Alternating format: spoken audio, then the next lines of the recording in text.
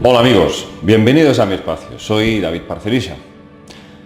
Este mes, la revista Año Cero me ha publicado en portada un reportaje titulado Operación Yahvé. Desde aquí, por supuesto, agradecer a su director, Enrique de Vicente, por este detalle. En este reportaje hablo ampliamente sobre este ser llamado Yahvé, también conocido como el dios semítico El, y que no solamente este ser, sino muchos otros dioses, aunque este a nivel de, vamos a decir, mitología universal y religión es considerado como el más avispado en cuanto a sacrificios, pero desde luego sin excluir a este dios del resto de entidades que nos controlaron en el pasado, pues vamos viendo poco a poco cómo trazaron un plan para limitarnos, para someternos, para esclavizarnos, hasta llegar a la actualidad, en el que podríamos considerar que somos, tristemente, un rebaño de ovejas en manos de estas entidades. Y eso es lo que somos y seremos hasta que verdaderamente saltemos la verja y salgamos de esta granja humana en la que estamos. Porque podríamos decir que lo paradójico de todo esto es que los verdaderos dioses somos nosotros. En cada uno de nosotros hay algo así como un sol que brilla, que decreta, que tiene el poder de reflejar aquello que realmente necesitamos y nos merecemos. Claro, si seguimos creyendo que este es el mundo que merecemos, así va a seguir. Por eso es importante, primero, incidir sobre la situación, denunciar, tomar conciencia de que no estamos siendo nosotros mismos. No se manifiesta nuestra alma ni nuestra esencia como seres humanos. No hablamos con la verdad del alma, sino que decimos, hacemos, vestimos, actuamos como autómatas. Nos han insertado toda una serie de un conjunto de programas y nos creemos que somos esos programas. Nos hacen identificar con el ego, la ley del apego, la dependencia. Todo eso nace del miedo. Y el miedo ha sido el vehículo que desde el principio una serie de entidades no humanas ha utilizado para amedrentarnos. Sobre todo a través de la fundación de religiones. Luego ya a través de sistemas de control de la población. Naciones-estado dictatoriales disfrazadas de democracia. Y de vez en cuando algún que otro país, lógicamente salpicado por dictadores sangrientos que no son más que títeres de estos mismos entes. Estamos hablando de varias razas alienígenas, de seres de naturaleza reptiliana la mayor parte, y que son grandes estrategas en el arte de dividir, confundir, camuflarse, extorsionar y manipular. Todo con varios fines. El principal es alimentarse de nuestras energías sutiles, siendo el hombre, lógicamente, un poderosísimo banco de alimento energético que, aplicando la dosis adecuada de tensión, de angustia, se genere ese cóctel, ese campo energético vibratorio de dolor, que esto es en definitiva la quinta esencia vital que ellos absorben talmente como un alimento. Cuando empezamos a entender todo esto, automáticamente entendemos también la razón de por qué todas las religiones, en todas las religiones aparece ese elemento de dolor, de sacrificio, de humillación hacia el ser humano. ¿Por qué aparecen todas esas barbaries en la Biblia?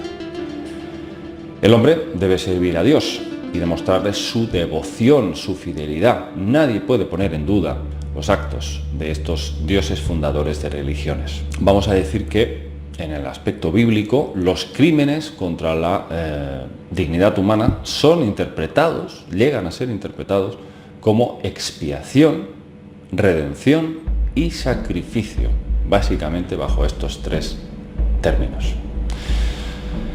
Pero claro, uno se pregunta, ¿desde cuándo un Dios omnipotente y justo pide miles de sacrificios de animales quemados y descuartizados?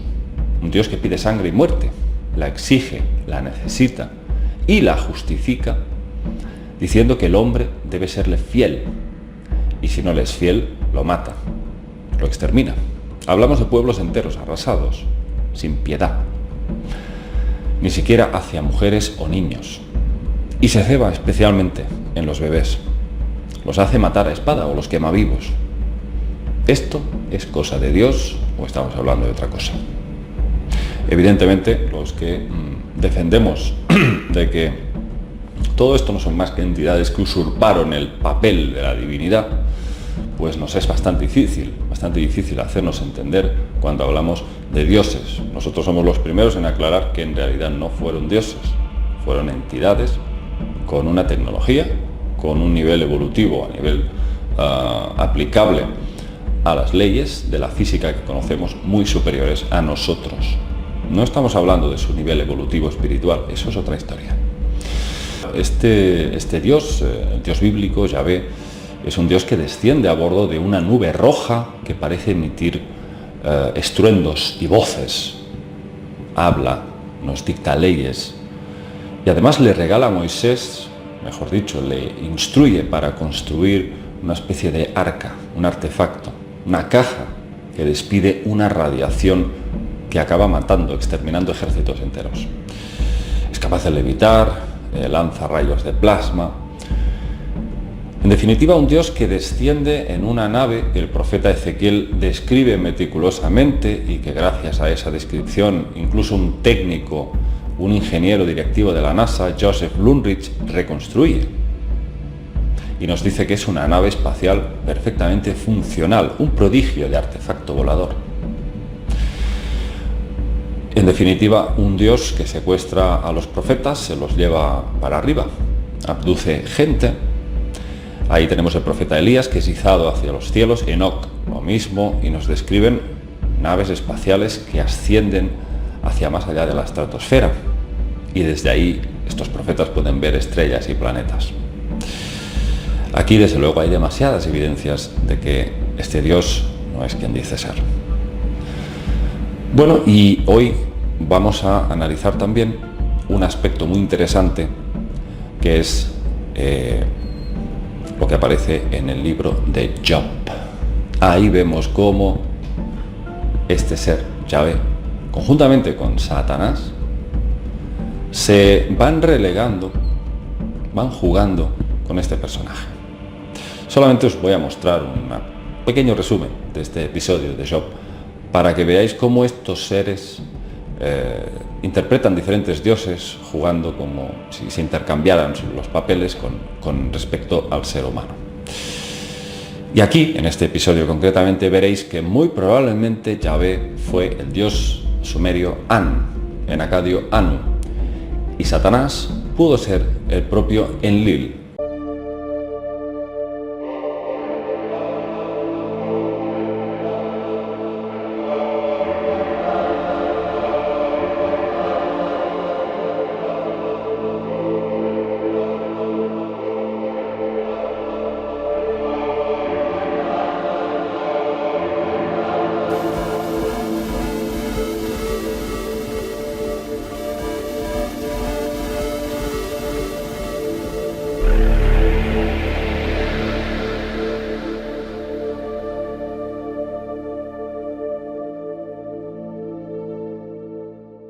Entonces, bueno, fijaos el juego que se traían con Job.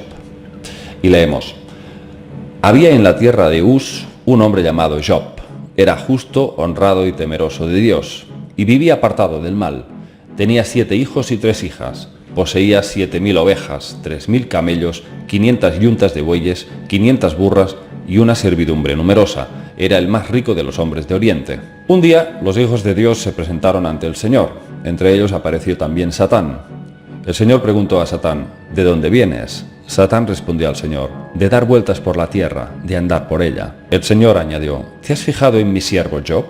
En la tierra no hay otro como él. Es un hombre justo y honrado, que teme a Dios y vive apartado del mal. Satán contestó al Señor: ¿y crees que Job teme a Dios de balde? ¿No has levantado tú mismo una valla en torno a él, su hogar y todo lo suyo? Has bendecido sus trabajos y sus rebaños se extienden por el país. Extiende tu mano y daña sus bienes y ya verás cómo te maldice en la cara. El Señor respondió a Satán: haz lo que quieras con sus cosas, pero a él ni lo toques. Satán abandonó la presencia del Señor. Fijaos qué curioso. El Señor le dice, haz lo que quieras con sus cosas. O sea, básicamente se podría traducir como me va a divertir bastante, no lo mates. O sea, lo consideraba como una especie de bufón. Mientras me siga divirtiendo, no lo toques a él. O sea que aquí la estrategia que se llevan estos dos es, vamos a decirlo de forma lo más clara, directa, es tocarle los cataclines a Job, a ver si es capaz de maldecir a Dios. Entonces, bueno, dicen los textos que empiezan a llegar mensajeros a casa de Job para anunciarle una serie de calamidades, de tragedias que se han producido simultáneamente en sus tierras. Dice, el primer mensajero llega y le dice, estaban los bueyes arando y las burras pastando a su lado, cuando cayeron sobre ellos unos sabeos, apuñalaron a los mozos y se llevaron el ganado. Solo yo pude escapar para contártelo. No había acabado este de hablar cuando llegó otro con esta noticia. Ha caído un rayo del cielo que ha quemado y consumido a las ovejas y a los pastores. Solo yo pude escapar para contártelo. No había acabado este de hablar cuando llegó otro con esta noticia. Una banda de caldeos divididos en 3 grupos se ha echado sobre los camellos y se los ha llevado, después de apuñalar a los mozos. No había acabado este de hablar cuando llegó otro con esta noticia. Estaban tus hijos y tus hijas comiendo y bebiendo en casa del hermano mayor, cuando un huracán cruzó el desierto y embistió por los 4 costados la casa, que se derrumbó sobre los jóvenes y los mató. Fijaos la logística empleada para perpetrar todas estas desgracias. Movilizar a caldeos y sabeos para que asesinen a cuchillazo limpio a los mozos y probablemente, incluso, empleando tecnología. Tecnología para generar rayos, huracanes, para que dejen esas tierras completamente devastadas. Y sigue el relato. ¿Cuál es la reacción de Job al oír todo esto?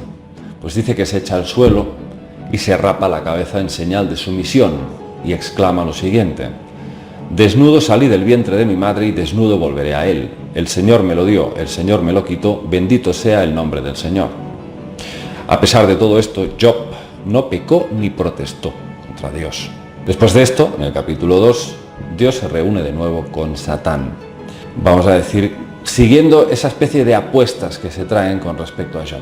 Y Dios le dice a Satán: tú me has incitado contra él para que lo aniquilara sin más ni más, pero todavía persiste en su honradez. Satán contestó al Señor: piel, por salvar la vida el hombre lo da todo. Extiende tu mano y hiérelo en su carne y en sus huesos, verás cómo te maldice cara a cara.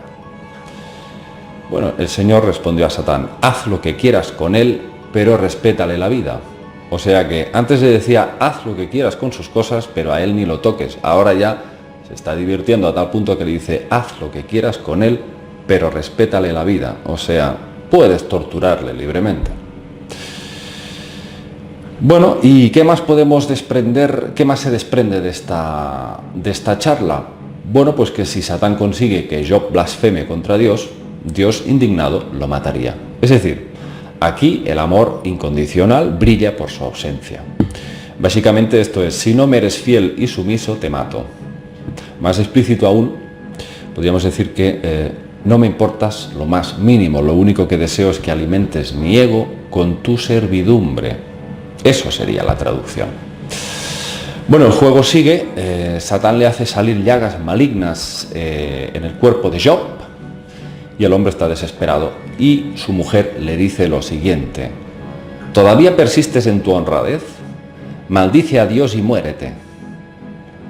Y él le contestó: hablas como una necia. Si aceptamos de Dios los bienes, ¿no vamos a aceptar los males? A pesar de todo, Job no pecó con sus labios. Pasan 7 días y Job sufre una agonía espantosa de dolores. Al final maldice a Dios. Le dice de todo y se lamenta por haber nacido. Luego entra en escena un personaje llamado Elifaz de Temán. Este le suelta un discurso alentador, fervoroso, para reforzar su fe en Dios, con palabras como estas: ¿puede un mortal ser justo ante Dios? ¿Es puro un hombre ante su Creador? Si él no se fía de sus propios servidores y hasta en sus ángeles encuentra errores, cuanto más en los que habitan en casas de arcilla y tienen sus cimientos en el polvo. Ellos son aplastados como una polilla, de la noche a la mañana quedan pulverizados, sin que nadie se preocupe. perecen para siempre.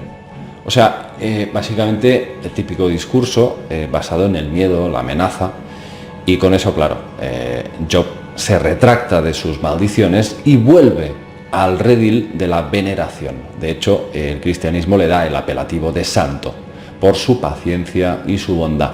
Luego, a cambio, Dios le restituye su felicidad dándole el doble de lo que tenía: salud, dinero, tierras, todo a cambio de esa fidelidad. Y podríamos hablar también largo y tendido de muchos otros aspectos capacidades, quiero decir, que tenían estas entidades cuando se manifestaban con el ser humano. Capacidades que nosotros consideramos paranormales, sobrenaturales. Para ellos quizás no sea así, quizás sean capacidades perfectamente normales. Me refiero a capacidades de control mental, en donde podemos ver cómo este personaje, Yahvé, y muchos otros en otras culturas, son capaces de controlar la voluntad de los seres humanos, de introducirse dentro de su mente y hacer incluso que se autoaniquilen ejércitos enteros. Pero de esto vamos a hablar en futuros videoprogramas y vamos a intentar entrar un poco más dentro de la psicología de estos personajes, cuáles eran sus intencionalidades y cómo fueron, vamos a decir, construyendo esta matrix holográfica a través siempre de la amenaza, de la extorsión y del miedo. Y esto sigue a día de hoy, pero esta vez se está realizando, como ya sabéis, a través de los grandes medios de comunicación. Hemos hecho un poco de viaje al pasado analizando estos textos, en el caso de hoy sobre Job, este personaje que es torturado básicamente por estas dos entidades que adoptan estos dos roles de, vamos a decir, de dioses y demonios. Bien, amigos, aquí os dejo con estas reflexiones y lógicamente vamos a seguir en próximos vídeos indagando en la psicología de estas entidades perturbadoras y manipuladoras. Os mando un abrazo a todos.